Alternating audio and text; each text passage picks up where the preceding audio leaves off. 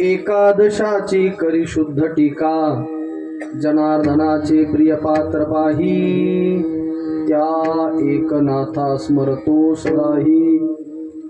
सेवे लागी सेवक झालो, तुमच्या लागलो निज चरणा. अहो स्वामी तुकया देवा, यावरी न करावा अव्वेर. संपाद्य ज्ञानं च विधाय भक्तिं, विलोकितो येन समाधिराजः. वैराग्यवन्तं सुविचारयुक्तं, नमामि जोगं शिरसा गुरुं. मस्तकहे पायावरे, मस्तकहे पायावरे, मस्तकहे पायावरे, मस्तकहे पायावरे. यावर करे संताचा, यावर करे संताचा, यावर करे संताचा, यावर करे संताचा, यावर करे संताचा. मस्तक माझे पायावरे,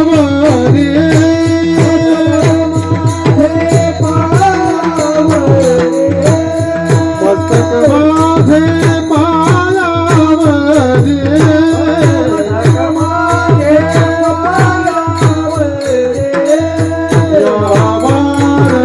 करे संताचा, यावर करे संताचा, यावर करे संताचा, यावर करे संताचा.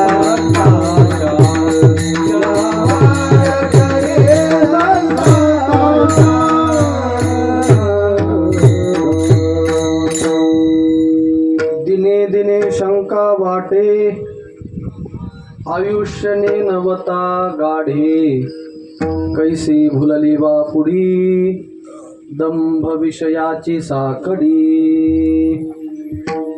भगवान पंढरीनाथाच्या सेवेकरता, सकल साधू संतांच्या सेवेकरता आपल्या पुढे आज चिंतनाला जो अभंग निवडलाय, श्री संत वैराग्याचे महामेरू असणारे श्री जगद्गुरु तुकोबाराय यांच्या अभंगगाथेतील हा अतिशय महत्त्वाचा चिंतनाचा अभंग आपल्यासमोर गायलाय. प्रस्तुत अभंगामध्ये जगद्गुरु तुकोबाराय भगवान पंढरीनाथासमोर उभं ठाकले आणि देवासमोर उभं राहून समाज जो भरकटलेला समाज आहे, देव सोडून बाकी सगळं करणारा जो समाज आहे, त्या समाजाकडे तुकोबारायांनी पाहिलं आणि अंतःकरणात वाईट वाटलं. थोडक्यात समाजाकडे पाहून देवासमोर खेद तुकोबारायांनी अभंगात व्यक्त केला. विठाला विठाला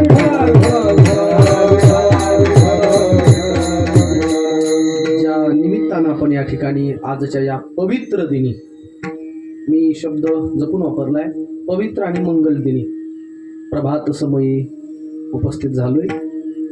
कार्याचा अल्प परिहार देखून पुढे निघतो. आपल्या आव्हाने बुद्रुक गावामध्ये असलेला हा कोळगे परिवार आणि त्या परिवारातील खऱ्या अर्थानं आधारवड म्हणता येईल वैकुंठवासी बलभीम गणपत कोळगे उर्फ बाबूराव दादा कोळगे, दादा म्हणून ज्यांना ओळखायचे, ते 10 दिवसापूर्वी आपल्यातून निघून गेले आणि परिणाम आज त्यांचा दशक्रियाविधी आहे. त्या निमित्तानं ही आजची हरिकीर्तन सेवा आहे.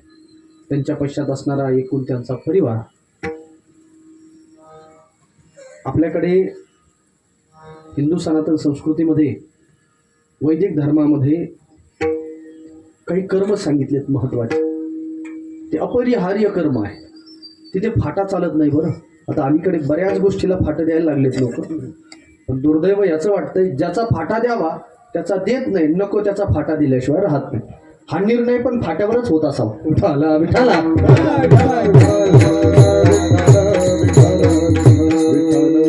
अनिष्ट प्रथा परंपरा त्याला आपण पुरस्कार करतोय आणि जे महत्वाचं आहे त्याला आपण सोयीनुसार बगल देतोय. पण ध्यानात ठेवा, जो गृहस्थी म्हणून जन्माला आलाय ना, त्याने माता पित्याचं उत्तर कर्म करावंच. वाक्य ऐका, देव कार्यादपि पितृकार्य विशेषते. शास्त्र सांगतंय देव कार्यापेक्षा पितराच्या कार्याला विशेष महत्त्व प्राप्त झालेलं आहे. म्हणून वैकुंठवासी बाबूराव पाटील कोळगे त्यांचे असणारे सुपुत्र, त्यांचा एकूण परिवार आज हे उत्तर कर्म करण्याकरता उपस्थित आहे. व त्या निमित्तानं कीर्तन सेवा घडावी म्हणून त्यांच्या मनामध्ये हा संकल्पना आला आणि त्या निमित्तानं ही आजची सेवा आहे. या सेवेकरता उपस्थित सर्व माता भगिनी असतील, पुरुष बांधव असतील आणि विशेषत्वानं कीर्तन म्हटलं की वैष्णव वारकरी मंडळी लागतात, गुणीजन मंडळी लागतात. मी आता व्यक्तिगत कुणाचा नामोल्लेख न करता फक्त गावाचा नाव घेतो, कारण गावाचा अभिमान असतो ना, याचा धरीन अभिमान. म्हणून आव्हाने बुद्रुक गावातील सर्व भजनी मंडळ, आव्हाने खुर्द गावातील सर्व भजनी मंडळ, बऱ्हाणपूरचे सर्व भजनी मंडळ, वाडीचे परिसरातील सर्व गावातले भजनी मंडळ, तुम्हा सर्व भजनी मंडळी, महाराज मंडळी, तुम्हा वारकऱ्याच्या चरणावर विनम्र भावानं नतमस्तक होतो, सेवेकडे वळतो. विठाला विठाला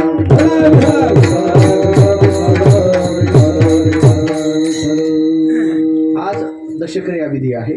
बहुश्रुत आहात, ज्ञात आहात. तसं पाहिलं तर हा कर्माचा भाग आहे. मग लोक म्हणतील, महाराज इथे कर्माचा भाग असताना तुम्ही कीर्तन कशासाठी उभं केलं?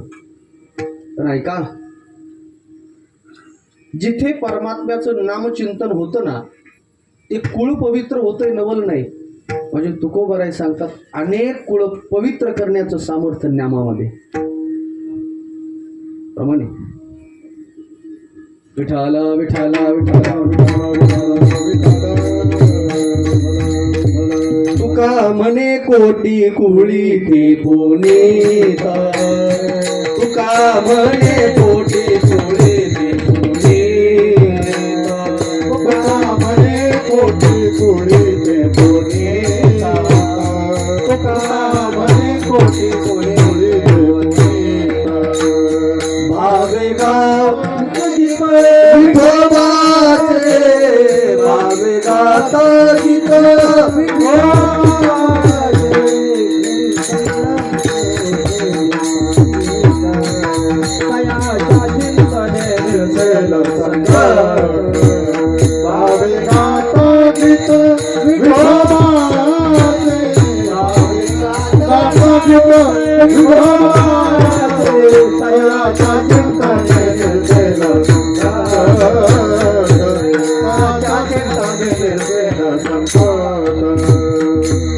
तुका म्हणे कोटी कुळगे पुनीत भावे काका गीता विठोबाचे, भावे काका गीता विठोबाचे. तुका म्हणे कोटी कुळगे पुनीत भावे काका गीता विठोबाचे, भावे काका गीता विठोबाचे. या तुकोबरायच्या वचनाला अनुरूपच भक्तिसूत्रामध्ये, नारद भक्तिसूत्रामध्ये एक सूत्र आलंय बरं, ऐका. मोदन्ते पितरो नृत्यंती देवता सनाथाचैव भूर्भूती. ज्या कुळामध्ये हरिभक्त जन्माला येतात ना, पितर आनंदानं उड्या मारतात. मोदन्ते पितरो नृत्यंती देवता, देवांना आनंद होतो. म्हणून हरिकीर्तन करायचं असतं. खरं तर या परिवारासाठी आजचा दिवस दुःखाचा दिवस. आजचा म्हणण्यापेक्षा 10 दिवस कठीण असतात. ते म्हणतात ना, वस्तूचं व्यक्तीचं मोल बऱ्याचदा हयातीत कमी कळतं आम्हाला, पण ते जेव्हा निघून जातात ना, त्यांची पदोपदी क्षणाक्षणाला जाणीव होत असते. मला वैकुंठवासी दादांचा परिचय देत असताना मी सर्वांगांना परिचय देण्याचा प्रयत्न करील, जितका होईल तितका. सामाजिक असेल, राजकीय परिचय असेल, कौटुंबिक परिचय असेल व आध्यात्मिक परिचय, 4 अंगांना परिचय मी आदरणीय दादांचा देईल. कौटुंबिक म्हटलं तर स्वतः शिकले. जवळजवळ मला सांगितलं 7वीला त्या काळचं 7वीचं शिक्षण. स्वतः शिकले, मुलांना चांगलं शिकवलं. स्वतः शिक्षक होत, चांगले शिक्षक होते, म्हणजे घरच्यांकरता चांगले शिक्षक. स्वतः शिकले, मुलांना शिकवलं, उत्तम रीतीनं कुटुंब सांभाळलं. एक सामाजिक कार्यामध्ये त्यांच्या सौभाग्यवती, त्यांचं नाव काय, अवंतिका बाई कोळगे. मला वाटतं पंचायत समितीचं त्यांनी पद सुद्धा भूषवलेलं आहे. म्हणजे सामाजिक कार्यामध्ये सुद्धा.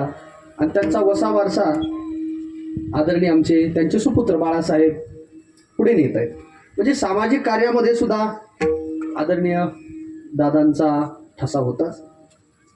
सामाजिक कार्य झालंय, कौटुंबिक कार्य झालंय, राजकीय कार्य झालंय आणि पारमार्थिक कार्यासाठी परिचय देत असताना ही मंडळी त्याची पुरावा आहे. महिन्याला जेव्हा एकादशी 15 दिवसाला एकादशी भजन होतं, काकडा आरती होते.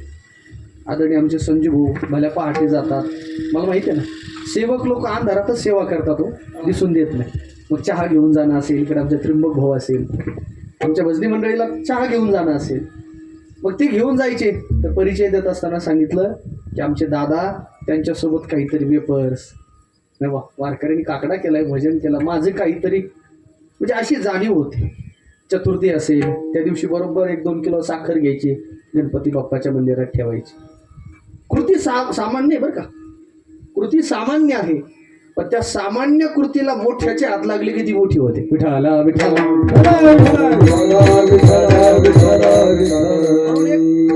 चांगलं आदर्श व्यक्तिमत्व आणि भाग्यानं पहा ना तुम्ही, त्यांना परमात्म्याच्या कृपेने आयुष्य सुद्धा किती लाभलं.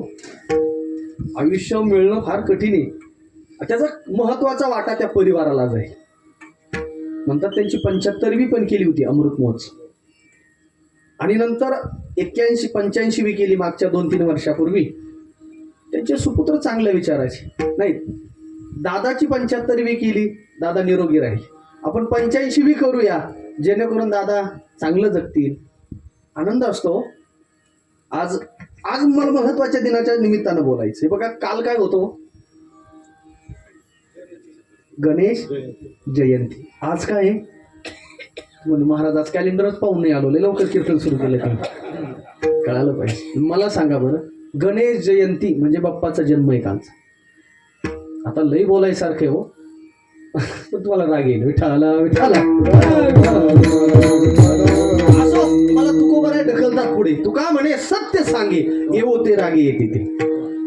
नको त्याचे वाढदिवस असले का स्टेटस ठेवतो अण्णा, बरोबर बोलतोय.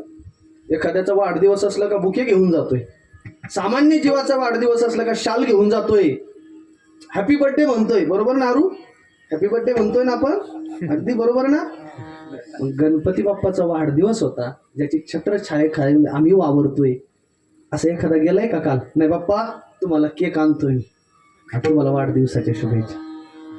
आम्हाला वाटतं तो बोलतच नाही, कसं बोलेल, बोला ना. विठाला विठाला. काल गणेश जयंती झाली आणि आज 2 योग आले. मुळात दादांचं पुण्यच चांगले की ज्या निमित्तानं त्यांनी देह सुद्धा एकादशीला ठेवला. त्या दिवशी पर्व काळ होता, म्हणजे संक्रांत हा पर्व काळ. बर, पर्व काळाला देह ठेवला आणि परिणामी दशक्रिया विधी सुद्धा पंचमीला आलाय. आज वसंत पंचमी. बर काय बरं, जगाला खरं धगधगत वैराग्य आज मूर्त रूपानं प्रगट झालं श्री संत जगद्गुरु तुकोबारायांच्या रूपात. आज तुकोबारायांचा जन्म आहे वसंत पंचमी. आणि अजून दुसरं सांगू का, आज या महाराष्ट्राचं आराध्य दैवत रुक्मिणी प्राण संजीवर भगवान पंढरीनाथ आणि रुक्मिणी आई साहेबांचा विवाह आजचाच असतो. विठाला विठाला. समितीचा सगळ्यांना मेसेज आहे, 12 वाजेपर्यंत सगळे या, भगवान पांडुरंगाचा विवाह रुक्मिणी आई साहेबांशी. फार पर्व काळ आहे. आयुष्य मिळणं ही देवाची कृपा लागते. सगळ्यांनाच मिळतं, पण दीर्घ आयुष्य मिळणं परमात्म्याची कृपा. मी पुढे बोलेल तो चिंता. वैकुंठवासी दादांना खूप परमात्म्याच्या कृपेने आयुष्य मिळालं, निरोगी आयुष्य मिळालं आणि त्यांनी त्या कुटुंबासमवेत समाजाला आदर्श निर्माण करून ठेवला. असं जीवन जगले. त्या दादांना भावपूर्ण श्रद्धांजली आदरांजली वाहण्याकरता आपण सर्व मंडळी उपस्थित आहात. अधिक न बोलता मी आता अभंग करेन. हे बघा, माणसानं ज्येष्ठ व्हावं की श्रेष्ठ व्हावं, विचार करून उत्तर द्या नाना. हा, ज्येष्ठ म्हणलेत नाना.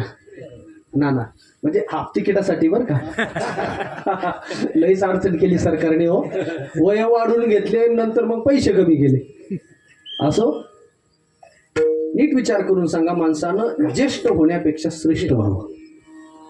ज्येष्ठत्व हे जन्मानं प्राप्त होतं आणि श्रेष्ठत्व हे कर्मानं प्राप्त होतं. विठाला विठाला.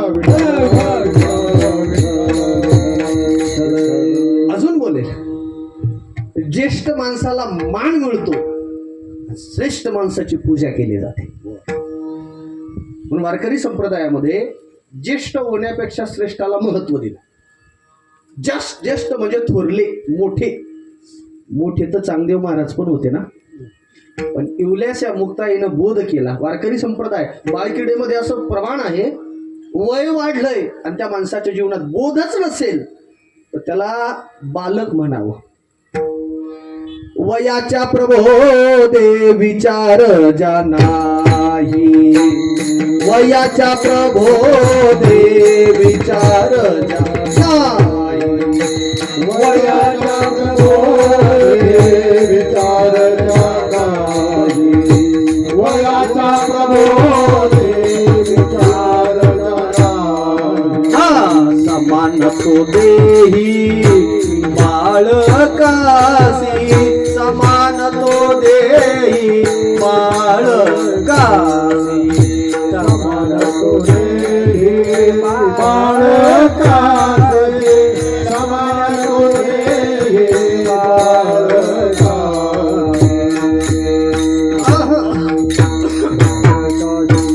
मुक्ताईचं 7 वर्ष वय आहे आणि चांगदेव महाराजांचं 1400 वर्ष वय आहे.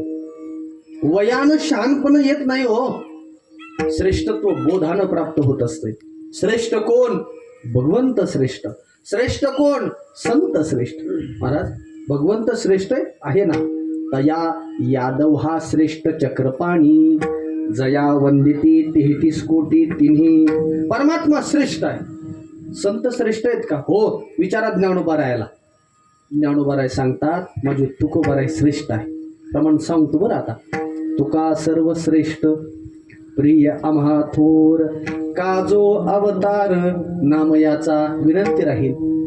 आपल्या जीवनाची वाटचाल ही श्रेष्ठत्वाकडे असावी.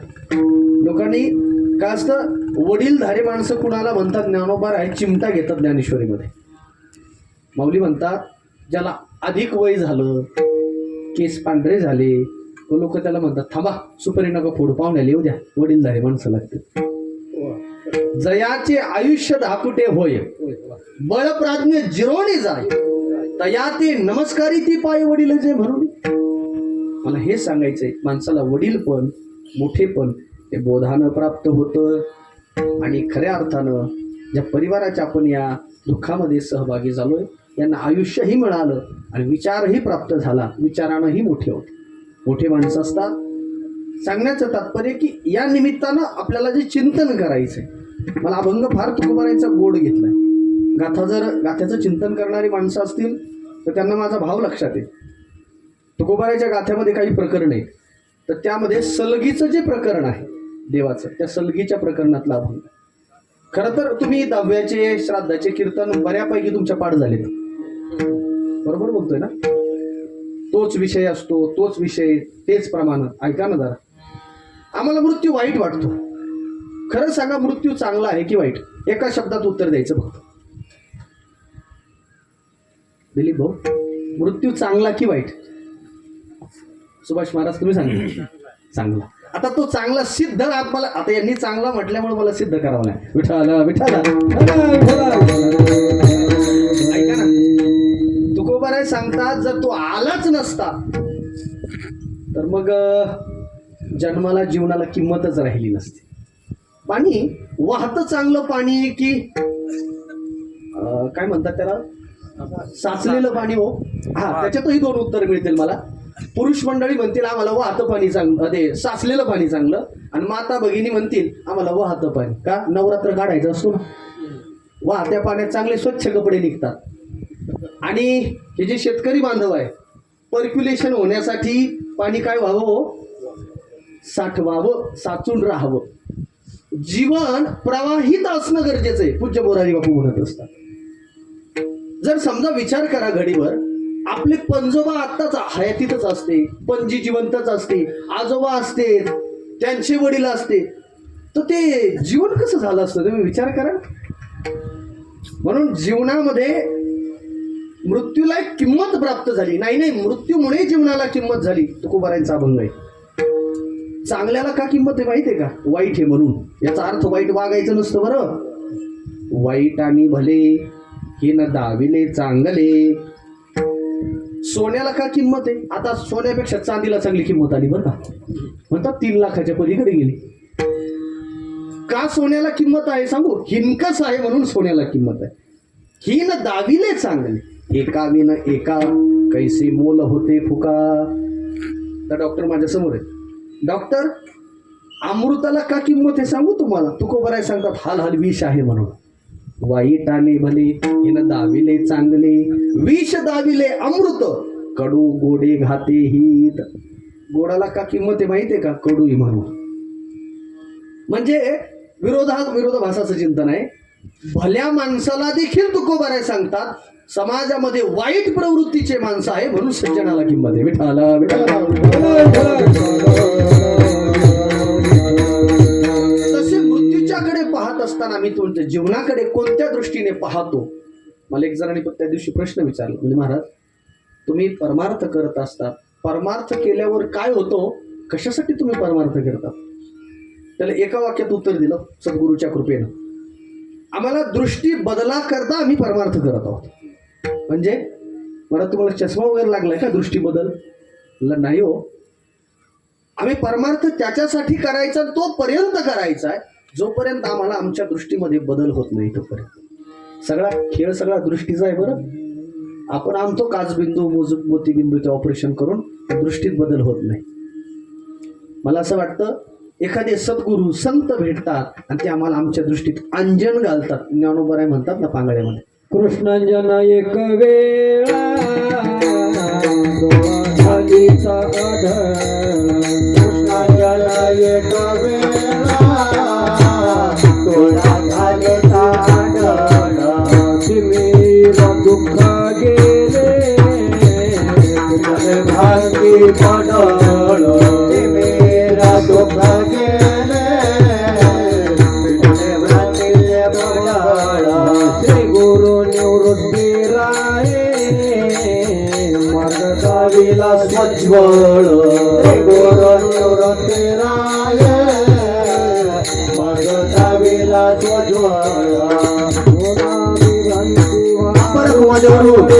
विठ्ठल दिनाचा दयाळ.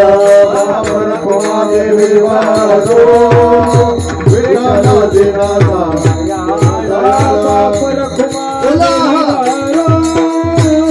विठ्ठल दिनाचा दया.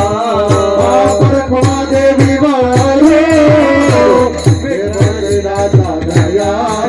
धर्मदासाचा दैवाचा देवा परोपकारी अंधारा दृष्टी जातो याचा नाव मी उच्चारी. धर्मदासाचा दैवाचा देवा परोपकारी अंधारा दृष्टी जातो.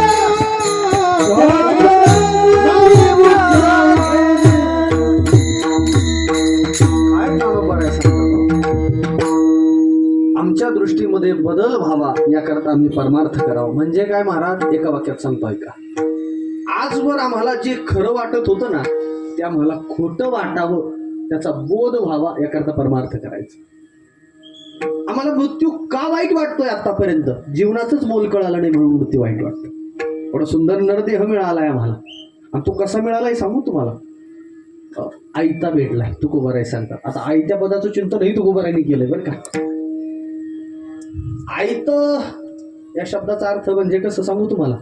फुकट, विना कष्टाचं जे भेटत असतं त्याला काय म्हणतात? आयत. काही लोक व्यवहारामध्ये आम्हाला भेटत असतात. काही लोक म्हणण्यापेक्षा अनेक लोक भेटतात आणि ते फार गौरव सांगत असतात. महाराज अमुक आहे, तमुक आहे. ओवी अभंग फार कमी विचारतात, आमचं दुर्दैव. आणि आम्हाला कांदे सांगत आहेत, ऊस सांगत आहेत, पोराच्या सोयरिकी सांगायला लागले. आता एवढा तरी मॅनर्स असावा की साधूजवळ, महात्म्याजवळ काय बोलावं, कोणता विषय बोलावा. वाईट वाटतं पण बळत त्याच्या आता विषय नको, आता बस ते लागेल ना कुणाला. पण देवाविषयी, देवाच्या माणसाला देवाविषयी विचार. तर मृदंग वाजवतात अशोक महाराजाला, त्याच्या संबंधानं विचारतात. भागवत महाराज ही मंडळी त्या संबंधानं विचारतात. आम्हाला लोक सांगत असतात शेतीवाडी, बंगला वगैरे वगैरे. घडीभर तो उठून गेला का तो दुसरा बसलेला असतो ना, तो म्हणत असतो महाराज काही ऐकू नका त्यांचं बरं. तुला का हो वडलोपार्जित त्यांना नुसतं कसं भेटलंय, आयतं भेटलंय, फुकट भेटलंय, आणि ते आयत्या पिठावर. ऐका ना मायबाप, काय कष्ट केलेत आपण नरदेह मिळण्यासाठी. बोला. तुकोबराय गाथ्यामध्ये म्हणतात, आई त्याची राशी आली पाक सिद्धी पाशी. एक जणाला भूक लागली बरं का, फार भूक लागली, आणि भूक लागल्यानंतर काय करतो माणूस माहितीये का, पहिलं अन्नाचा शोध घेतो. कारण मनाचा प्राणाचा एक विकार आहे. मनाला विकार आहे शोक आणि मोह. प्राणाचे विकार वेगळे आहे. शरीराचे विकार जन्म आणि मृत्यू. प्राणाचा विकार तृषा आणि क्षुधा. स्वाभाविक आहे, माणसाला तहान लागते, माणसाला भूक लागते. अन्नमय कोश आहे ना. भूक लागली, फक्त काहींचा नियम आहे, काहींना लई लवकर लागते, काहींना पुन्हा पुन्हा. शुगरवाल्याला म्हणतात पुन्हा पुन्हा खावं लागतं, चॉकलेट खिशातच ठेवावं लागतं. तसं भूक लागती याचे काय, कुणाच्या तरी दारासमोर गेला, माई भिक्षा देता का हो? माऊली म्हटली, महाराज काल उपवास होता हो, आणि दुपारी सोडला आणि रात्री काहीच केलं नाही. काहीच नाही. शिळं पाक बघा ना, चतकुर अर्धी असेल तर कुत्र्याला टाकली हो? नाही. बर, दूध आहे का पेल? लोटीभर. म्हैस आटली म्हणे. काहीतरी द्या ना हो, भूक लागली. तुकोबाराय म्हणतात, तुका म्हणे भूक न विचारी प्रकार योजे त्याची सारा यथा काय. भूक लागली ना, माणसं नाटकं करीत नाहीत बरं का, फक्त पण तेवढी भूक लागली पाहिजे. भूक नसली का मग घरच्या भाजीला सुद्धा नाव ठेवणारा वर्ग काय कमी का? घरी जेवायला बसलं का हॉटेलसारखं होत नाही, आणि हॉटेलला बोर्ड लावलेत घरगुती पद्धतीनं जेवण मिळेल. काय विरोधाभास. ऐका, भूक लागली, याचना केली. माऊली म्हणे काहीच नाही माऊली. निघाला तो याचक 100 पावलं पुढे गेला. आई प्रवचन ऐकणारी होती. ते म्हणले, अतिथी जर विनमुख गेला तर तो संपत्ती घेऊन जात असतो. मग ओ थांबा थांबा, एक 5 मिनिटं बसता का? पटकन 2 भाकरी थापते, पिठलं आटते. पटकन फास्ट होणारा स्वयंपाक, पिठलं भाकर. त्याला भूक होती, हरकत नाही म्हणे, बसतो मी. जुनी माऊली होती महाराज, पटकन 2 भाकरी थापल्या. आताच्या काळातले युट्यूबवाली नव्हती, मधुरा रेसिपी. पटकन 2 भाकरी थापल्या. तव्यावरलं करायचं का आता हटून करायचंय, जे करायचं ते. पिठलं केलं, 2 भाकरी ताटात, पिठलं वाढलंय, चटणी, लोणचं, कांदा सगळं दिलंय वाढून. माऊली जेव्हा तांब्या भरून पाण्याचा दिला. त्याला भूक होती, देणारी उदार होती. प्रसंग ऐका बरं. त्याला भूक होती, देणारीही उदार होती. आता त्यांनी ते अन्न सेवन करावं, ग्रहण करावं ना. तुकोबाराय सांगतात, याचं नशीब हिवराच्या झाडाखाली गेलं, झोपलाय. पिशवीतला जर्मल थाळी काढली महाराज म्हणतात, आणि गावामध्ये ते अन्न डावललं, आणि गावात भीक मागायला गेला. मला प्रश्न विचारायचा आहे आव्हानेकर मंडळी, त्या व्यक्तीची ही कृती शहाणपणाची का वेडेपणाची? बोला. हा, अन्न डावललंय, ते आपल्याकडे एक म्हणे ना, हातचं सोडायचं. हा, मग मला सांगा, त्या व्यक्तीची कृती शहाणपणाची का वेडेपणाची? वेडेपणाची. कुणाची? त्या भिकाऱ्याची का? तुम्ही कीर्तन ऐकताय ना? अहो, तुमचं आमचं हे, आम्हाला नरदेह मिळालाय, हा नरदेह मिळालाय, हा सोडतोय आम्ही, बाजूला डावललाय, त्याचं मोलच नाही कळालं, आणि विषयाच्या दारात भीक मागतो. हे दुर्दैव आहे. विठाला विठाला. आई त्याची राशी आली पाक सिद्धी पाशी. आता सारोणी भोजन भिके जावे वेडेपण. तुकोबाराय सांगतात, हा वेडेपण आहे, शहाणपणा नाही. हा नरदेह मिळालाय आम्हाला, मौल्यवान मिळालाय. काय करावं? असं कर्म करावं जीवनामध्ये की आपली उभय लोकात कीर्ती होईल, वरच्या लोकातही कीर्ती होईल. या लोकातले लोक धन्य म्हणतील, नवल नाही, स्वर्गातल्या देवांनी सुद्धा म्हणावं धन्य म्हण. तुकोबाराय परमार्थ असा केला. तुकोबाराय म्हणायचे, हे लोकांना मला दगड मारते. ते साधूच्या जीवनात वेड म्हणण्याच्या 2 अवस्था आहेत बरं. एखादा परमार्थाला लागला का लोक वेड म्हणतात, आणि त्यांनी सर्वोत्तम असा परमार्थ केला की तरी देखील लोक वेड म्हणतात. तो का वेडा विचार करी बडबड फार, अगोदर वेड म्हणायचे. आणि त्या वेडेपणानं तुकोबारांनी परमार्थ केला, देवाला प्राप्त केलंय, तरी देखील लोक वेड म्हणायला लागले. समाज येतो असो. माणसानं जीवनात असं काहीतरी कर्म करावं की ज्या कर्माच्या द्वारा लोकांनी धन्यता द्यावी. धन्य म्हणवीन इहलोकी लोका भाग्य आम्ही तुका देखीला. तुकोबाराय सांगतात, नाथ महाराज सांगतात, कुणाचं जीवन धन्य आहे आणि कुणाचं जीवन शून्य आहे. विठाला विठाला नीट बारीक लक्ष देऊन ऐका.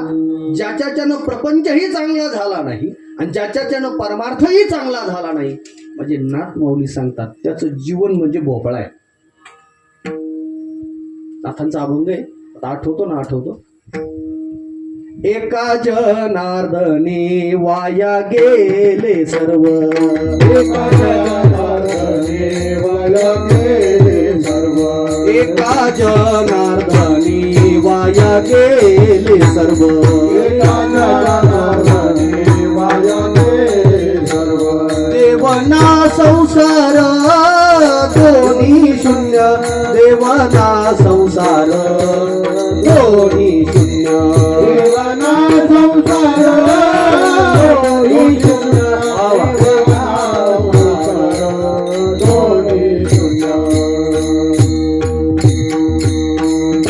एका जनार्दनी वाया गेले सर्व, देवना संसार दोन्ही शून्य. आज वैकुंठवासी दादांच्या आपण जशी क्रियाविधी लावून तुकोबाराने अशा जीवाची निर्वत्सना केली. बरं, आहा आहा रे बाई तयावरी माझी वृदावळी, भ्रष्ट हे कली क्रियाहीन, थुंका थुंका रे त्याच्या तोंडावरी, वाणिली ती कीर्ती दवडा वाया बाहेरी.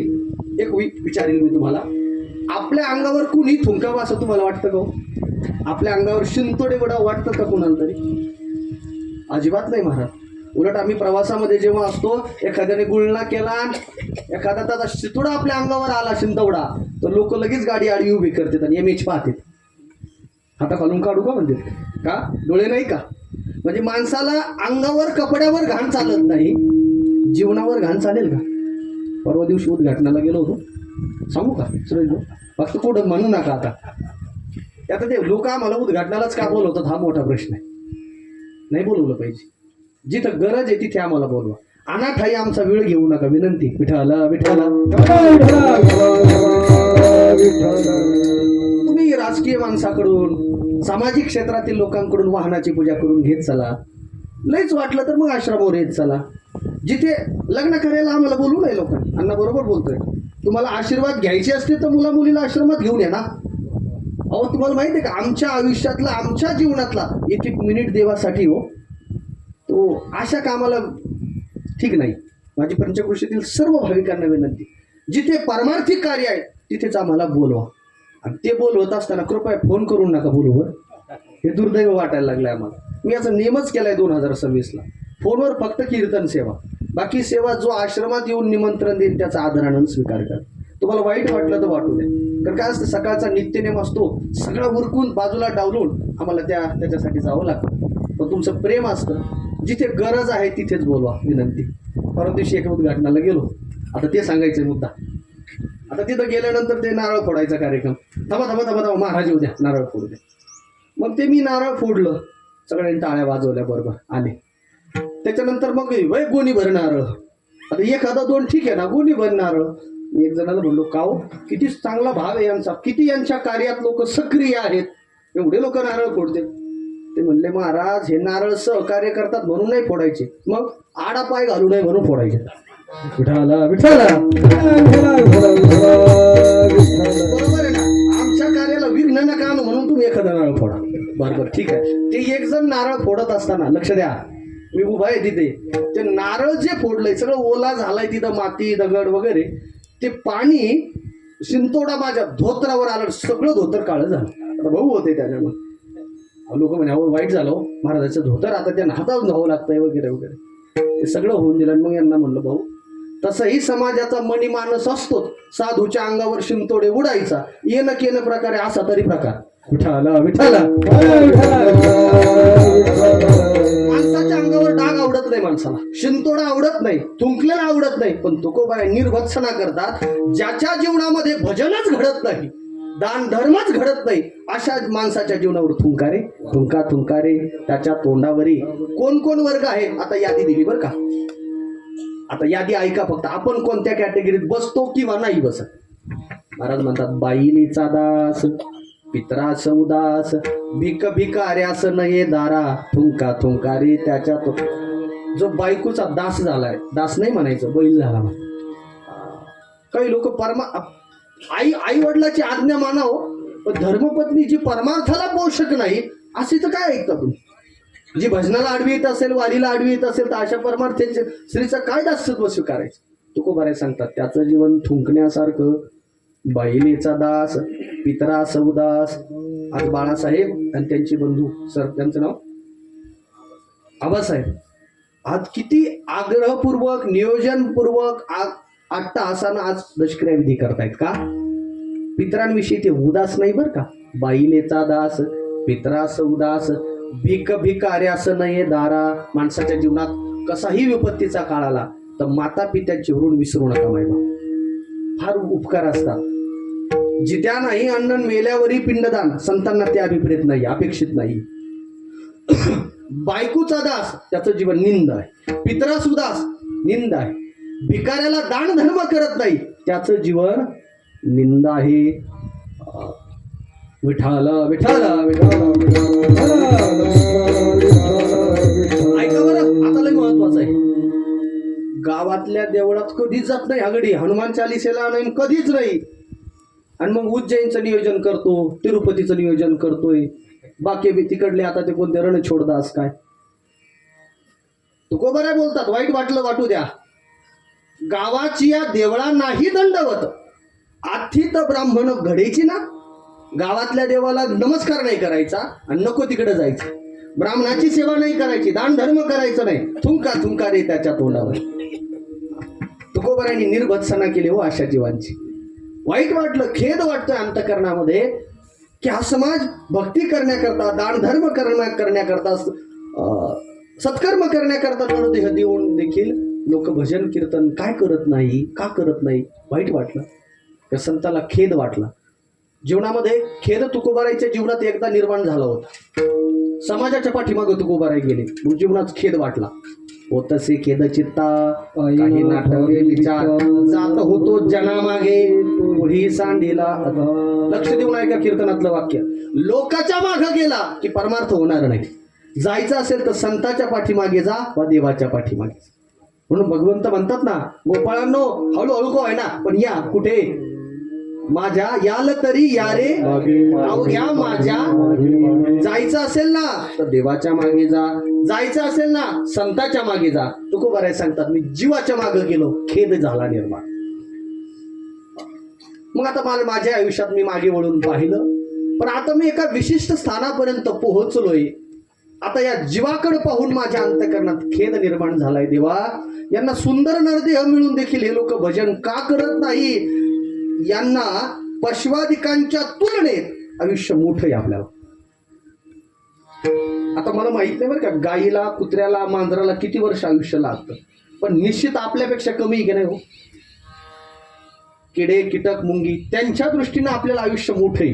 आणि तुकोबाराय सांगतात, एवढं आयुष्य मिळून देखील हे लोक भजन कीर्तन न करता अन्यत्र जीवन व्यर्थ व्यस्तात.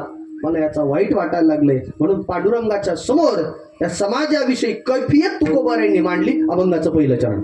दिने दिने शंख वाटे, दिने दिने शंख वाटे, दिने दिने शंख वाटे, दिने दिने शंख वाटे, दिने दिने शंख वाटे वाटे, दिने दिने शंख वाटे वाटे, दिने दिने शंख वाटे वाटे, दिने दिने शंख वाटे. नावता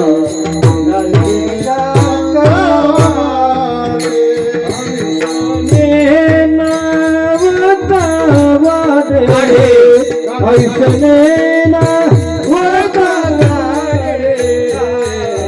कैसे भुलाली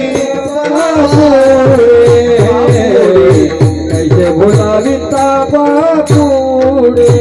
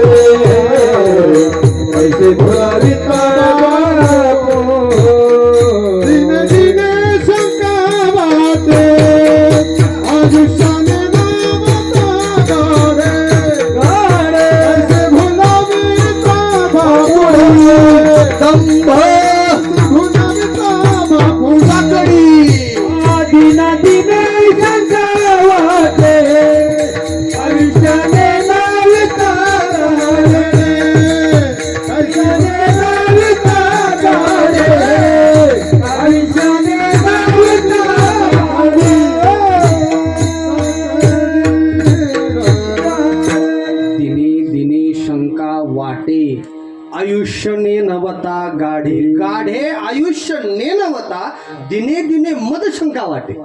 म्हणजे महाराज म्हणतात एवढं मोठं आयुष्य मिळून देखील लोक भजन न करता अनाठाई जीवन वेचतात. मला त्याची शंका वाटते हो. तसं पाहिलं तर माणसाला शंका येऊ नये बरं. शंका चांगलीच नाही. हिताला आणि लौकिकाला आड शंकाच असते. तुकोबारांचीच भाषा आहे. तुका म्हणे शंका हित आड या लौकिका. आता शंका चांगली नाही. 4 वर्षापूर्वी शिंक जरी आलं का लोक म्हणे सोशल डिस्टन्सिंग. शिंक आली का लोक म्हणे काही थिंक आहे काहीतरी दिसतंय यांना. शंका चांगल्या नाही ना. पण त्या तुकोबाराला आपल्याकडे पाहून शंका वाटायला लागली हो. मला एक भाव सुचला या अभंगामध्ये. महाराजांचं जीवन जर आपण पाहिलं जगद्गुरु तुकोबारायांचं जीवन, अहो इतका मान मान्यता होती तुकोबारायांना. पाटीलकी होती ना हो. आणि तो सगळा मान हिरावून घेतला. फार दुःख असतं बरं का जेव्हा जो सन्मान मिळतोय ना आणि तो सन्मान राहिला नाही का लय दुःख असतं. वयस्कर माणसाचं दुःख सांगू का कोणतंही. जो प्रपंच हौशीनं केलाय, हातात व्यवहार होता, सगळं होतं आणि आता काहीच राहिलं नाही. मुलांनी घेतलं का दिलं हा मोठा यक्ष प्रश्न आहे. जेव्हा काहीच राहिलं नाही का लोक महाराज त्या एक एक क्षण मृत्यूची वाट पाहत असतात. वृद्ध माणसं. तुकोबारायांच्या जीवनात सगळे पहा तुम्ही चढ उतार पाहिले. अगोदर पाटीलकी होती, मान मान्यता होती, सगळं होतं बरं का महाराजांच्या जीवनामध्ये. पण आता कोपला पाटील गावीचे हे लोक आता अन्न स्त्रियक अन्न करता मेली हो.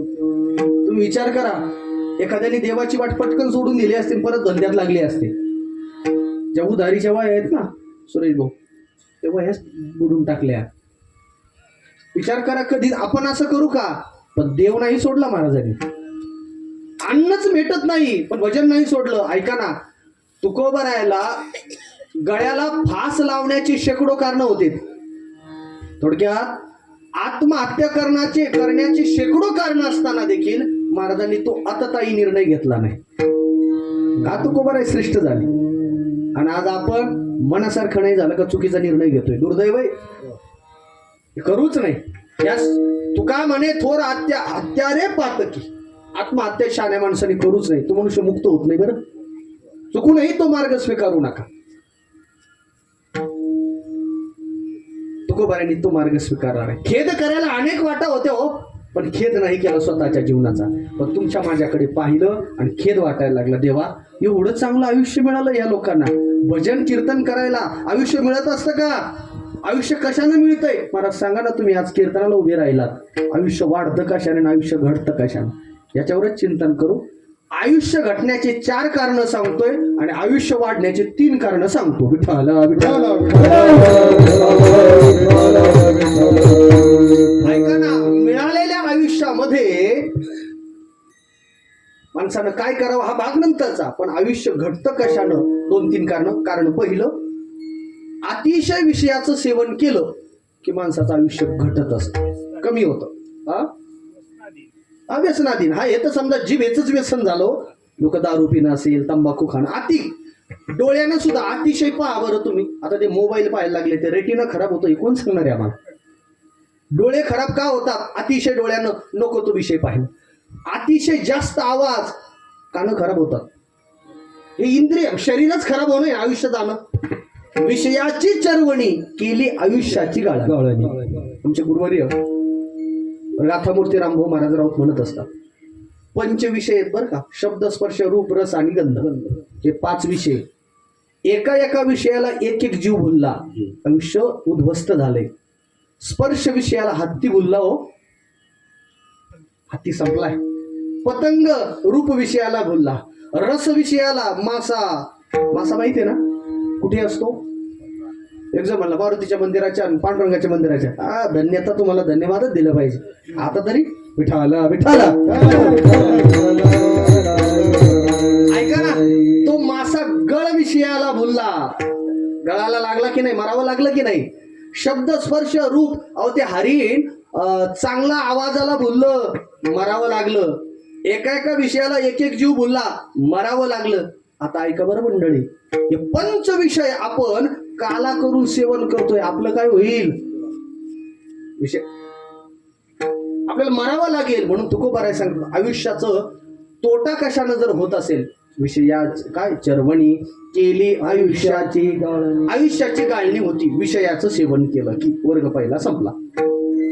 अजून आयुष्य बर्बाद कशानं होतं सांगू तुम्हाला, खूप श्रद्धेनं ऐकू राहिले तुम्ही म्हणून सांगतो. आयुष्याचा तोटा, आयुष्य उद्ध्वस्त, आयुष्याचं बर्बाद, आयुष्याचं पतन, आयुष्याचं स्खलन कशानं होतं कारण सांगू का?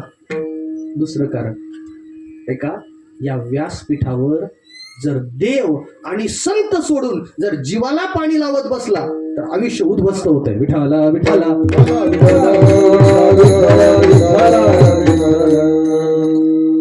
अण्णा नाना बरं का, तुम्ही जाणते माणसे. ते गजानन महाराज संस्थान माहिती आहे शेगावचं, गजानन महाराज संस्थान काय स्वच्छ आहे ते संस्थान. त्या संस्थानाला अनुरूपच आपलं देवगड संस्थान. तर तिथे कीर्तन करायला गेलो ना आम्ही, तिथं कीर्तनकाराला गेल्या गेल्या एक असं परिपत्रक दिलं जातं, लॅमिनेशन केलं. त्या परिपत्रावर ठळक अक्षरावर लिहिलेलं असतं, महाराज संत आणि देव सोडून जीवाची स्तुती करू नका. म्हणजे याचा अर्थ काय झालाय, लोकांना स्तुती आवडायला लागली म्हणून लोक कीर्तनाला यायला लागले. लोकांनी सांगितलं पाहिजे महाराज कृपया आमचं नाव घेऊ नका, कारण आपण काय देवाच्या बरोबरीचे आहेत का नाव घ्यायला, आपण संतांच्या बरोबरीचे का? आयुष्याचं मात्र होतं मायबाप.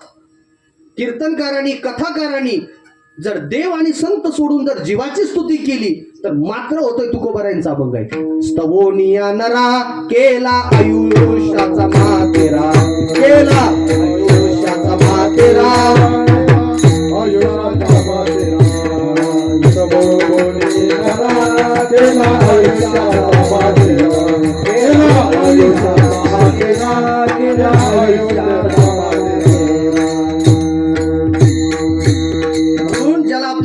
कल्याण व्हावं वाटतंय ना, तर या व्यासपीठावरून कधी जीवाची स्तुती करू नका. आणि तुम्ही सुद्धा लोकांना म्हणा महाराज आमचं नाव घेऊ नका बरं, आता हा प्रकार लय वाढलाय. तुमचा दोष नाही हो, आमचे भाटक जास्त जन्म, कीर्तनकार कमी भाट जास्त जन्माला आले. ते अवघड झालंय महाराज, लहान थोडी मोठा घास होईल तेवढं फक्त एडिट करा मग बोलतो. काय विकृत हसण्याची अपेक्षा करता तो? नाही कीर्तनकारांनी हसवलं पाहिजे. कीर्तन हसण्यासाठी आहे तुमच्यासाठी. इथं ज्ञान मिळतंय, ज्ञान दीप लावू जगी, कीर्तनकाराकडनं ही अपेक्षा करा. जन्माला आलाय तो कीर्तनकार साधना आहे की नाही त्याची, गुरु परंपरेमध्ये शिकला की नाही, वैराग्य आहे की नाही त्याच्याकडे. तुम्ही बाजारून तेच बाजारू लोक तुम्हाला आवडायला लागले. त्यांना ठेवा उद्धाराचं हे साधन आहे, कृपया या साधनाचा अवमान करू नका. इथे स्तुती करू नका देव आणि धर्म सोडून, संत सोडून. आयुष्याचं मात्र होतो, दोन भाग झाले समजा. आयुष्याचा तोटा कशानं होतो महाराज, तिसरं कारण सांगतो. जो देवाची सेवा न करता फक्त बायकोची सेवा करत असेल आयुष्याचं मात्र होतं. विठाला विठाला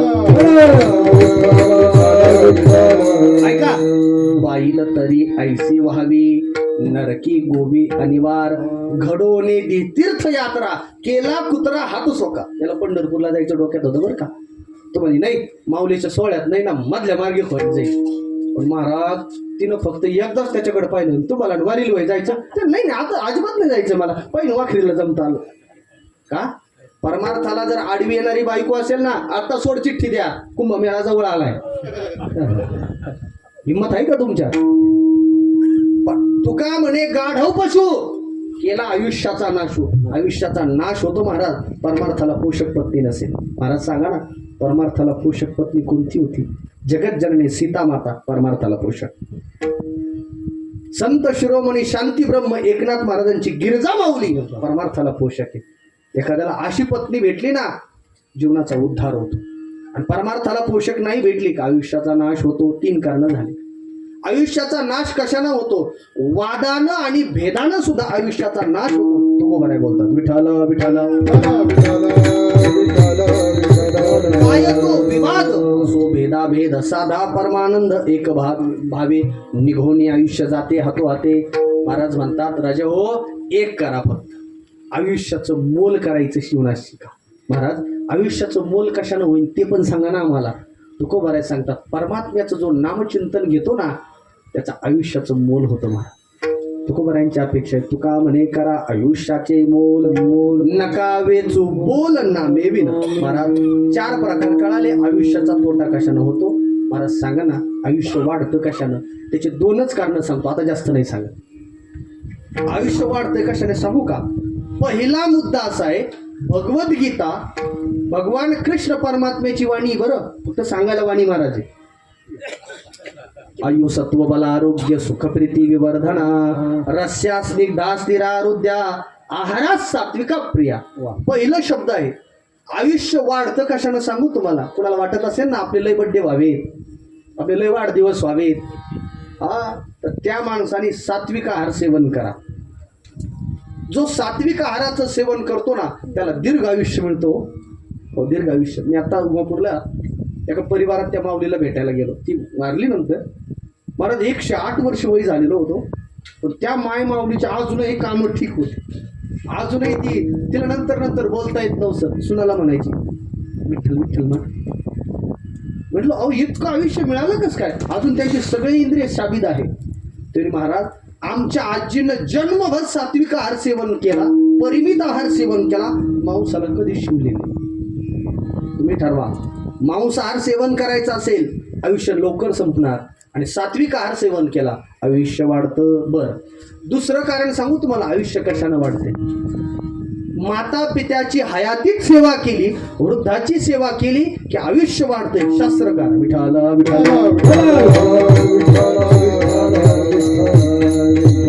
चत्वारो तस्य वर्धन्ते आयुर्विद्या यशो बलम. वृद्ध माणसाची जर सेवा केली ना, आज बाळासाहेब आणि त्यांचे बंधू बाबासाहेब ना, आबासाहेब, यांनी खऱ्या अर्थाने वडिलांची सेवा केली महाराज, त्यांना सुद्धा दीर्घ आयुष्य प्राप्त होणार. वृद्धांची सेवा केली की आयुष्य मिळतंय, यशस्वी होतोय, मान मिळतोय, सगळ्या गोष्टी भेटतात. म्हणून आयुष्याचा वाढावं याकरता माणसाने प्रयत्न करावं, घटावा त्याकरता प्रयत्न करू नये. तुकोबाराय सांगतात, लोक घटण्याच्या दृष्टीनं प्रयत्न करतात. म्हणून मला शंका वाटते, दिने दिने शंका वाटे, आयुष्याने नवता गाढे. महाराज तुम्हाला शंका वाटते, गाढ आयुष्य, मोठं आयुष्य मिळून देखील लोक भजन करत नाही. मग लोक करतात काय? कशाला भुलले? अभंगाचं दुसरं चरण. कैसे भुलले बापू, कैसे भुलले बापू, कैसे भुलले बापू, कैसे भुलले बापू. साकडे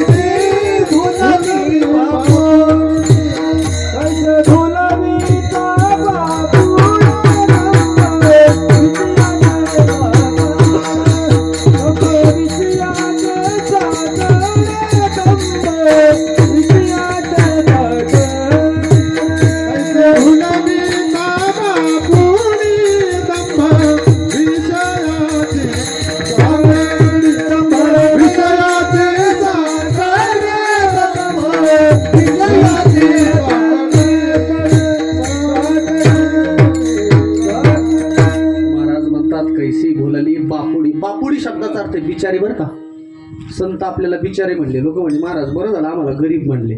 तसंही आमचा 8 तास असतोच ना. रेशन कार्ड कसं असावं बरं? तुम्ही नाही सांगलं प्रामाणिक आहे मला माहीत. श्रीमंताला सुद्धा वाटतं आपलं रेशन कार्ड केसरी पांढरं, दारिद्र्यरेषेच्या खाली फॅसिलिटीज घेता येतात ना. ऐका, भौतिक दृष्टीनं किती गरीब असावं, वैचारिक दृष्टीनं माणसाची श्रीमंती असावी.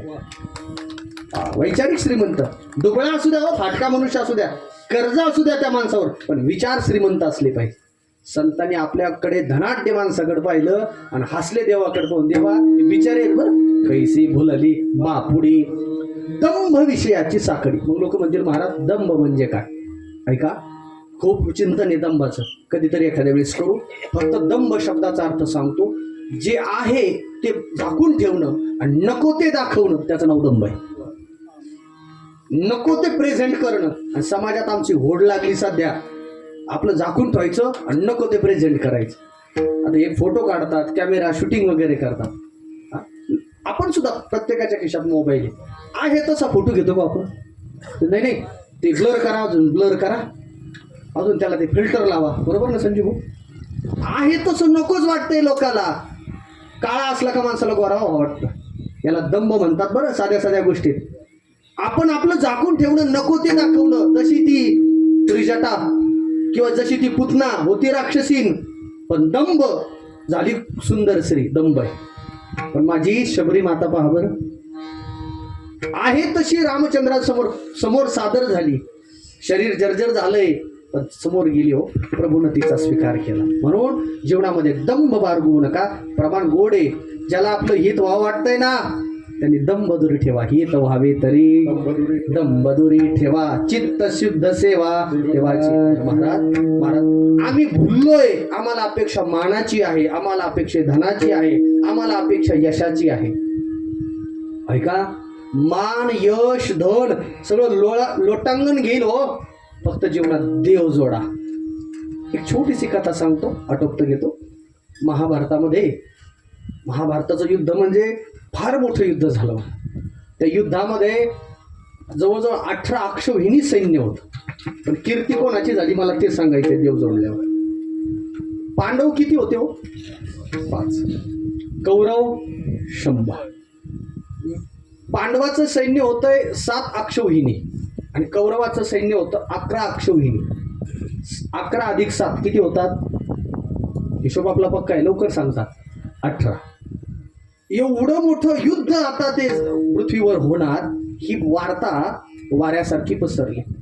तर त्या पांडवाचा जो भीमदादा आहे ना, त्याचा एक नातू होता.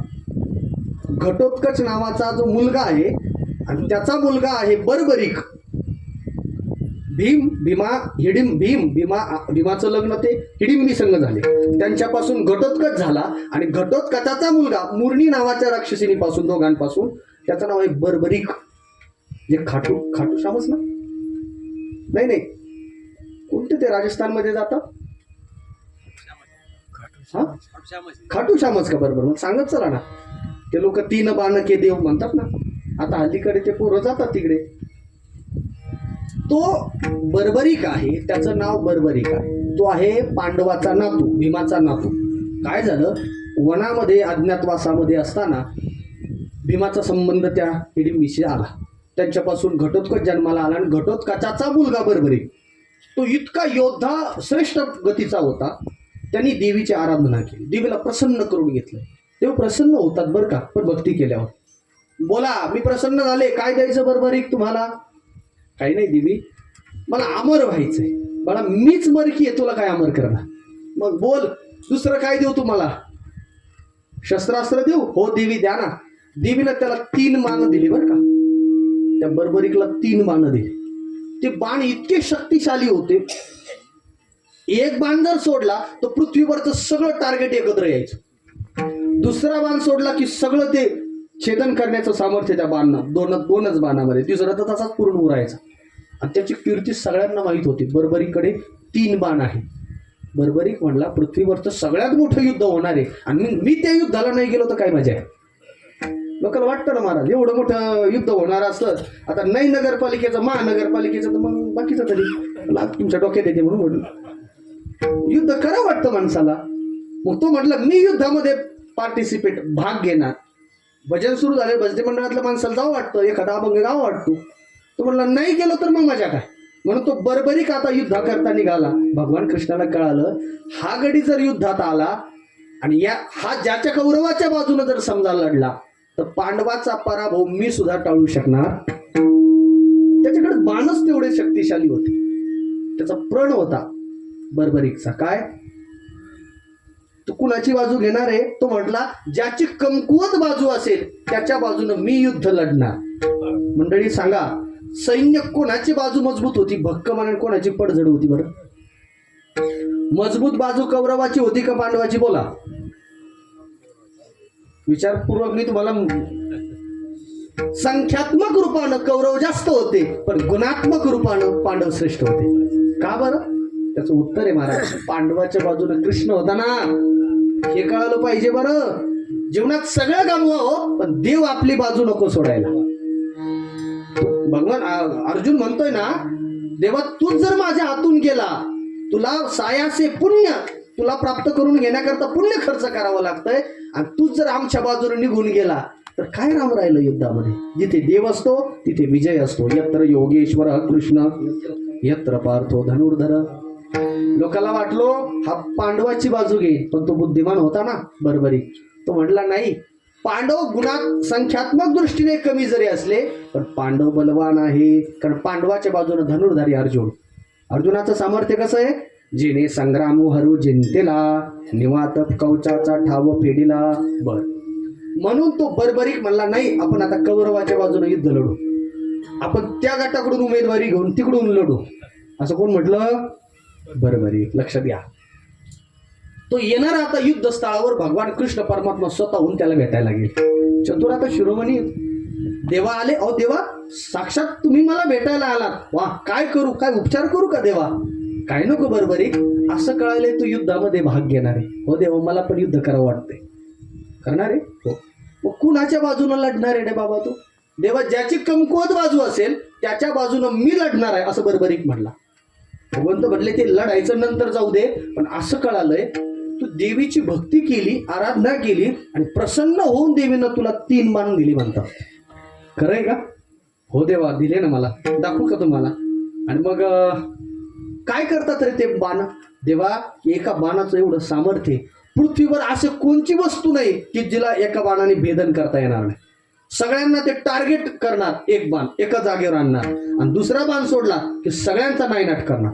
2च बाणाचं एवढं सामर्थ्य. हो बरोबर. मला प्रायोगिक तत्वावर दाखवतो का हे कसं काय? तसं एखाद्याला वाजवता येत असलं काय म्हणत असतो ना, वाजवून दाखवा. एखाद्याला म्हणता येत असलं म्हणतो आलाप करून दाखवा. एखाद्याचं लेकरू आम्ही घरात गेलो की लोक आम्हाला ते श्लोक म्हणायला सांगतात. काही लोक म्हणतात, आपण त्याला रामकृष्णारी म्हटलं का ते लेकरू रामकृष्णारी नाही म्हणत. लेकरू म्हणत नाही, मला त्याचं दुःख वाटत नाही. हो, 60 वर्षाचं ते लेकरू ते पण म्हणत नाही. आपण रामकृष्णारी म्हटलं का ते लेकराचे मन नळ ढालतात, म्हण ना बाबाजी म्हणते ते. नाही कळालं? याच्या पण रामकृष्णारी येत नाही. विठ्ठल विठ्ठल. ऐका, आता बरोबर एक युद्धा करता निघालाय. भगवंत म्हटले सांग बरं लवकर सांग, वेळ झालाय. माणसं यायला लागले तिकडून, काहीतरी मेसेज दिसतोय. ऐका, या कथेचा समारोप करतोय. बरबरीक आता भगवंताला म्हटले देवा दाखवतो बरं का तुम्हाला. बरबरीक म्हटला मी तुम्हाला दाखवतो. मग एका झाडाखाली भगवान कृष्णाला घेऊन गेले. चिंचेचं झाड दे, बरबरीक दाखव तुझं कौशल्य, स्किल दाखव. त्या बरबरीकने एक बाण काढला आणि सोडला. ते जे सगळे पानं होते ना चिंचीचे, त्या सगळ्या पानावर असा काय झालं की त्याच्यावर असं ऊन पडलं. म्हणजे ज्याच्यावर ऊन पडलंय त्याचा नाश होणार. मग त्याने दुसरा बाण काढला. आता तो सोडला, सगळे पानं छेदन झालंय चिंचेच्या झाडाचं, पण तोच बाण भगवान कृष्णाच्या पायाला येऊन लागला. पाहिलं देवा प्रभू तुमच्या पायाला लागलाय बाण, क्षमा करा बरं, क्षमा करा, चुकलं माझ्याकडून, कसं काय झालं मला माहित नाही. भगवंताला आनंद. वा, पाठ थोपटली बरबरीक. अनेक योद्धे पाहिले रे मी, पण तुझ्यासारखा योद्धा नाही पाहिले. म्हणजे अरे शबास, मी पाहिलं देवाच्या पाया असा बाजूला घेतला देवानी. देवाच्या पायाच्या खाली काय होतं, एक पान लपवलेलं होतं देवाने. का? त्याचे खरोखर गुणवान आहे की नाही हे पाहायचं होतं. भगवंत खुश झाली. बरोबर बोल तुला काय देऊ मी? काय नको देवा. उलट असं झालं त्याचा अभिमान झाला बरं का. हात ही तर बाबले अवघडे परमार्थामध्ये भक्तीच्या क्षेत्रात सगळं येतं आम्हाला, पण त्याच्यासोबत अहंकार सुद्धा येतो. आमचे सद्गुरू वाक्य बोलत असतात, आम्हाला देव अमृतासारखे वचन कानामध्ये साठवून ठेव. बाळांनो, हे विकार येताना सगळे एकदम येतात. काम, क्रोध, मद, मत्सर, दंभ, अहंकार एकजुटीनं येतात, मॉबने येतात. पण घालवायचा असला ना एक एक घालावा लागतो. एकदा काम घालावा लागतो, क्रोध घालावा लागतो, लोभ घालावा लागतो. त्या बरबरीकला अभिमान झाला. देवाने आपलं कौतुक केलं. कौतुक पचवता आलं पाहिजे. एक वेळ माणसाला निंदा पचती, पण स्तुती नाही पचत. स्तुतीनं घात होतो बरं, क्षेत्र कोणतंही असो. आता काय सांगा, त्या आश्रमामध्ये आता नानाच्या नाती पोरं शिकायला येतात. आता आम्ही कौतुक करतो लेकरांचं.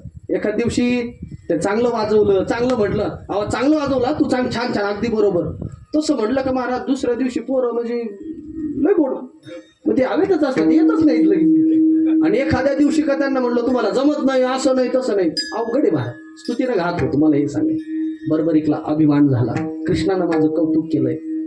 देवा तुम्ही मला मागा म्हणतात, उलट तुम्ही माझ्या दारात आलात, तुम्ही मागा ना तुम्हाला काही पाहिजे असेल. बळीच्या दारात गेलात ना तुम्ही, बोला तुम्हाला काय देऊ मी. भगवंत म्हटले मी याच्यासाठीच आलोय तुला मागण्यासाठी. बघ बरं, वचन दिलंय ना तू देणार, आता हो देणार.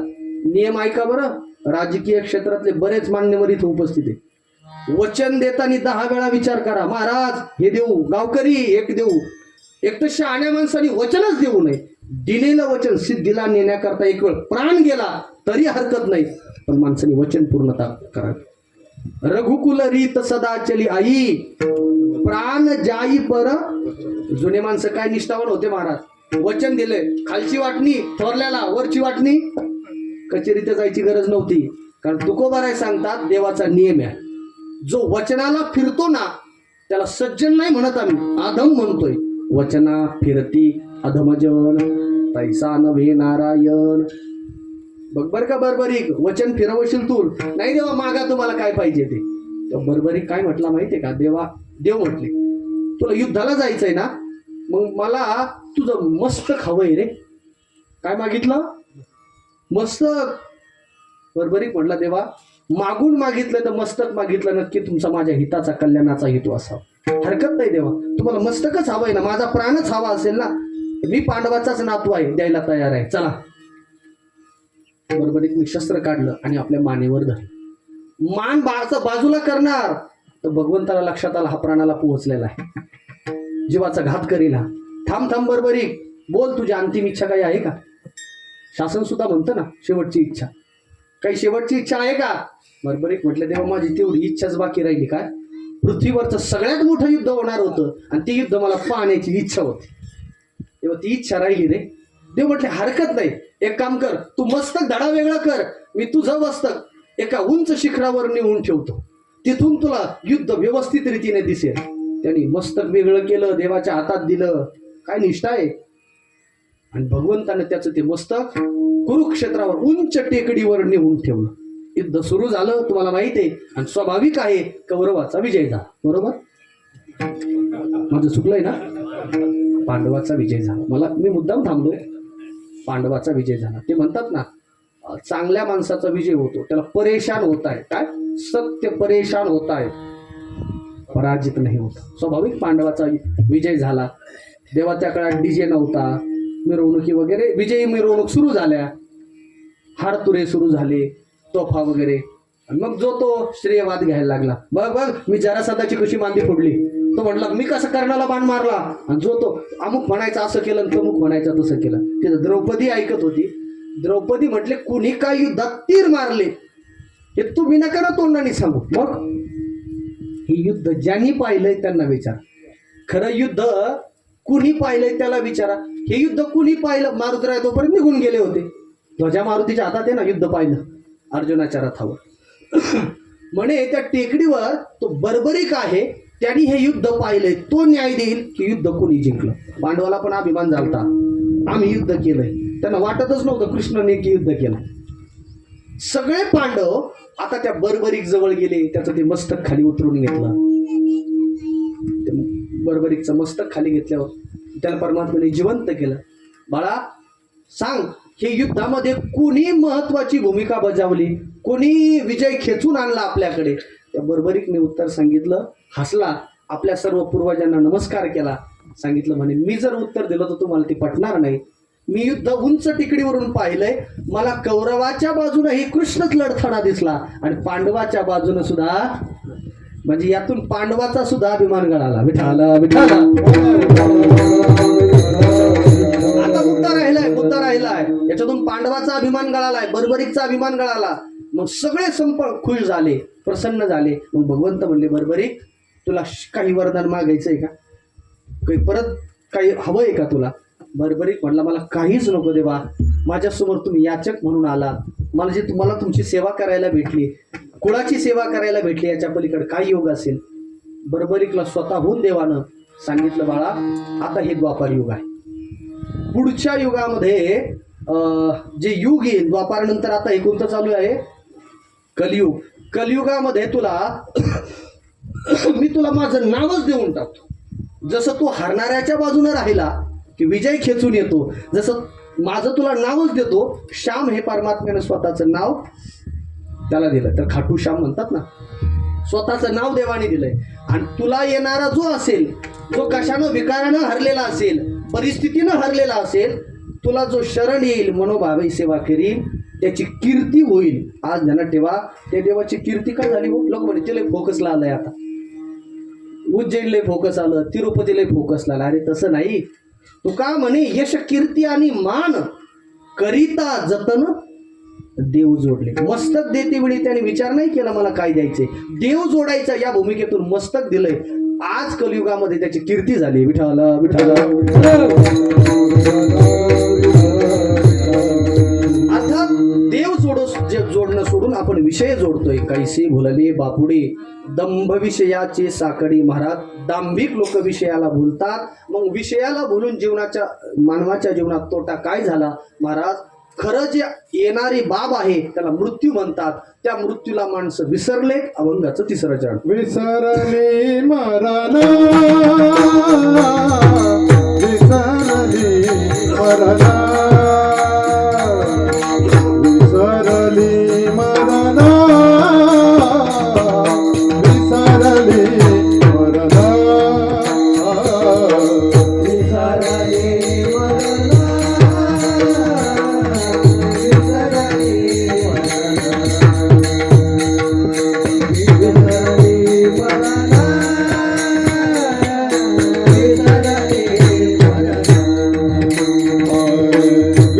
विसरली मरण, विसरली मरण, विसरली मरण, विसरली मरण,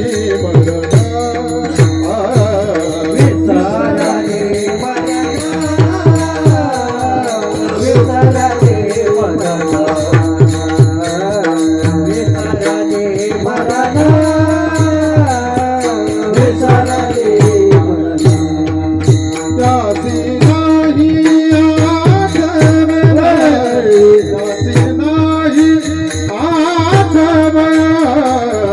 कैसे भुलविता बापुडी,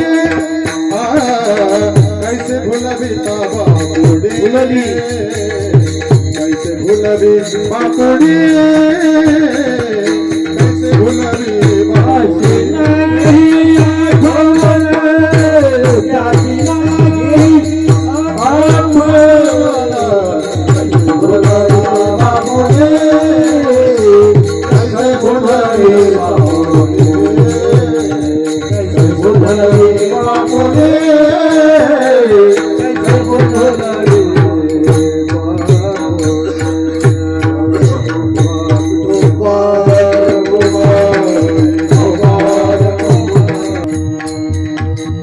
कैसी भुलली बापुडी दंभ विषयाची साकडी. भुलून काय झालंय? विसरली मरण. माणसं मरणाला विसरली. जी गोष्ट जीवनात महत्त्वाचा टप्पा आहे तो येणारच आहे. त्याच्याकरता तुम्ही काय तयारी केली? माझा शेवटचा प्रश्न तुमच्यासमोर ठेवतो, त्याचं उत्तर घरी गेल्यावर विचार करा. तुम्ही तुमच्या मुलांच्या करिअरसाठी काही करतात की नाही हो? सेविंग करतात की नाही? पावत्या करतात की नाही? किलो 1.5 किलो सोनं साठवून ठेव. आता नाही ठेवणार तुम्ही, एवढं ठेवतात की नाही मुलांसाठी? तुमच्या पेन्शन वगैरे काय असेल ते हे स्वतःच्या जीवनासाठी करतात. पण मृत्यू हा जीवनात येणाराच आहे. त्याकरता तुम्ही काय तयारी केली? लोक तुकोबाराय सांगतात विसरली मरण, त्याची नाही आठवण. बेभान बेधुंद झाले लोक आणि नुसते धावत सुटले. मरणाला विसरले. विसरली तया थोर जात. कशा रीतीने विसरले? एक जण जेवायला बसला. आणि तिथं कुत्रं आलं बुवा. आपला नियम आहे भूतदया गाई पशुचे पाळव. वाक्य नीट लक्ष देऊन ऐका. तुम्हाला धन्यता म्हणायचा तेव्हाच अधिकार आहे तुम्ही प्राणी मात्रावर दया केली पाहिजे. तुमच्या दारात जनावरं असली पाहिजे, गाईची सेवा झाली पाहिजे, पशुआधिकांची सेवा झाली पाहिजे. भूतदया गाई पशुचे पाळण, तान्हिल्या जीवन वना माझे. कुणाला तरी तांभर पाणी पाजलं पाहिजे, चतकोर भाकर खाऊ घातली पाहिजे. माणसाचं कर्तव्य आहे. तरच तुम्ही धन्य ते संसारे म्हणायचं. श्रेष्ठत्व. एक जण जेवायला बसला, ते कुत्रा आला बा. मग त्याने ती चतकोर भाकर घेतली, त्या कुत्र्याला फेकली. कुत्र्याने खाल्ली ती. हाड म्हणला कुत्रं गेलं थोड्या वेळाने परत वापस आलं. त्यांनी परत सतकूर काढली परत फेकली बरं का. मग आता एकदा झालं दोनदा झालं किती वेळा करणार. राग आला तो वैतागला ना तो माणूस. कुऱ्हाड होती एक शेजारी कुऱ्हाडच फेकली बरोबर त्या कुत्र्याच्या कानावर लागली. भळभळभळ असं रक्त गळायला लागलं. कुत्रं कुई कुई कुई कुई करत गेलं पळत गेलं. त्याला वाटलं आता कुत्रं काय वापस येणार नाही. कुत्रं 100 फूट गेलं आणि परत युटर्न मारला. कुणी कुत्र्याने त्याच्याच दारात. लहान बरं त्या कुत्र्याकडे पाहिलं आणि म्हणले अरे तुला काही वाटतं की नाही हो. आता तुझ्या कुऱ्हाडीचा प्रहार केलाय तुझ्या कानातून बळबळ रक्त गळतंय तू त्याला विसरला कस काय. ज्ञानोबा सांगतात ओढाळ आता लाविले ते तैसे कान पुंस ओले. ते कुत्र ओढाळ म्हणतात. ज्याच्या गळ्यात पट्टा नसतो ना त्याला काय म्हणतात. रिपीट करतो हा. कसं म्हणावं आता. मोकार म्हणा मोघम गीतीतले शब्द आहे. ओढाळ बघा गावामध्ये त्या जाण्यागाई असतात त्याला ज्ञानोबराय धर्मधेनू म्हणतात.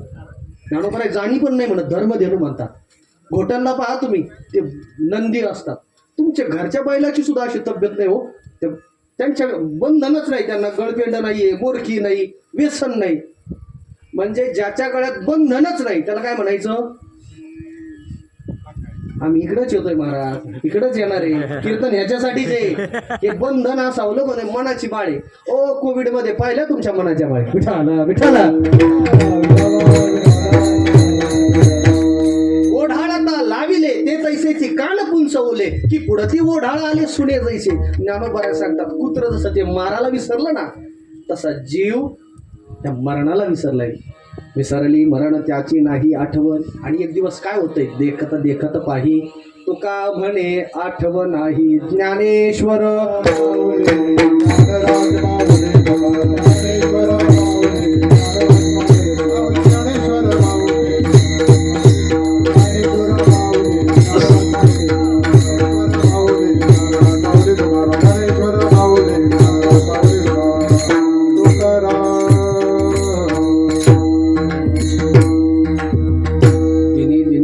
वाटे आयुष्य नेनवता गाढे कैसी भुलली बापुडी. दंभ विषयाचे साकडी जगद्गुरु तुकोबारायांचा सलगीच प्रकरणातला अभंग सेवेसमोर घेतला. या अभंगात तुकोबारायांनी देवासमोर खेद व्यक्त केला की जीव भक्ती न करता प्रपंच करतोय याचा खेद वाटला महाराज. म्हणून माझी तुम्हाला सगळ्यांना सांगणे आज वैकुंठवासी बाबूराव पाटील कोळगे यांच्या आपण दशक्रियाविधीला आलात बरं का. जाणते माणसे. संताला आपल्याकडनं काय अपेक्षा आहे. 100 टन ऊस काढावा कांदे काढावा ही अपेक्षा आपल्याकडनं मुळीच नाही. आपलं जीवन चांगलं जगावं ही अपेक्षा आहे. की कसं चांगलं जीवन. वैकुंठवासी दादांचं जीवन चांगलं जीवन झालं. आयुष्यही मिळालं. प्रपंच चांगला केला. सामाजिक कार्यातही हातभार. पारमार्थिक कार्यातही मी सुरुवातीला बोललोच. त्यांच्या पश्चात त्यांच्या असणाऱ्या धर्मपत्नी अवंतिकाबाई त्यांची 2ही मुलं आबासाहेब आणि बाळासाहेब. बंधू काकासाहेब कोळगे. बंधू रामदास कोळगे म्हणजे देवदास भाऊ का हेच दासू पाटील हेच का.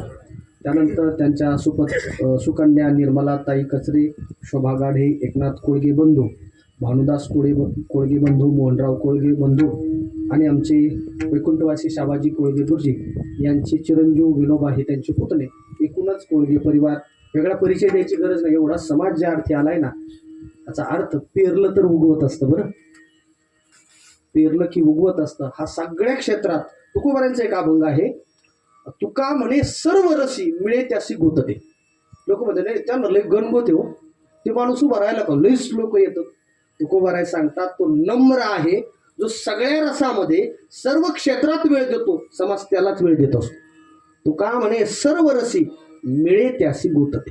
गोतावळा येत असतो. आज एवढा सगळ्या क्षेत्रातले माणसं येण्याचं कारण एकच. बाळासाहेब आहेत आबासाहेब आहे आणि एकूणच कोळगे परिवार सगळ्यांसाठी सामाजिक भान ठेवून सगळ्या क्षेत्रामध्ये उपस्थित राहते. आज त्यांच्या वडिलांचं 10 दिवस पूर्ण होत आहे. पितृक्षेत्र हरपलंय. मी थांबतोय आता. आता मी एवढंच सांगेन जीवनात समजेपर्यंत समजून सांगणारं पात्र त्याचं नाव बाप.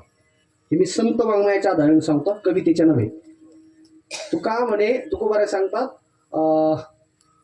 महाराजांचा अभंग आहे. काय कळे बाळा बाप सदैव दुबळा आहे नाही हे न कळे देखिले ते दृष्टी घालून या मागे उठी. तुका म्हणे भावे माझे मज समजा. समजेपर्यंत सांगत असतो त्याला बाप म्हणतात. पण एकदा सांगतात लोक, दुसऱ्यांदा सांगतात. आता आमचे नेते मंडळी, पुढारी मंडळी, तरुण मंडळी, मुलं बिघडतात, खूप बिघडलेत सध्या. म्हणून लोक तुम्ही सांगतात, तुमचा अट्टहास असतो, मुलांनी व्यसन करू नये असं नाही. पण तुम्ही एकदा सांगता, दोनदा सांगाल, नंतर म्हणतात नाही नाही येडे, त्याच्या काय नाद लागत. बरोबर.